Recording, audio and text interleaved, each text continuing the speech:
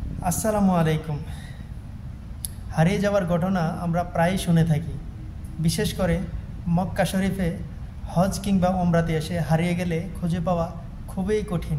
এই বিশাল জনসমুদ্রে আপনজনকে খুঁজে পাওয়ার জন্য, আপনজনকে খুঁজে পাওয়ার সুবিধার্থে সৌদি সরকার করে দিয়েছেন এক বিশাল অভূতপূর্ব ব্যবস্থা, যা আমার পেছনে থাকা এই মেশিনটি।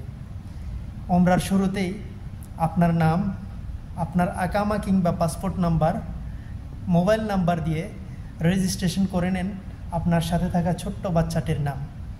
রেজিস্ট্রেশন পরবর্তী মিনিটেই পেয়ে যাবেন কিউআর কোড সম্বলিত একটি বেল্ট।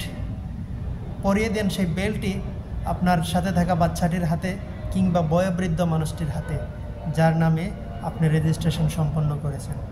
ওমরারত অবস্থায় যদি কোনো কারণে লোকটি কিংবা বাচ্চাটি হারিয়ে যায়, এখানকার স্বেচ্ছাসেবী দল অথবা দায়িত্বরত পুলিশগণ কিউআর কোড স্ক্যান করে আপনার মোবাইল নাম্বারটি বের করে আপনাকে কল দিয়ে আপনার সাথে যোগাযোগ স্থাপন করবেন এবং পৌঁছে দেবেন আপনার প্রিয়জনকে। তাই এই মেশিনটি কোথায় পাবেন আপনারা? কোথায় অবস্থিত এই মেশিনটি? এরকম দুটি মেশিন প্রতিস্থাপন করা হয়েছে মক্কার মসজিদুল হারামে।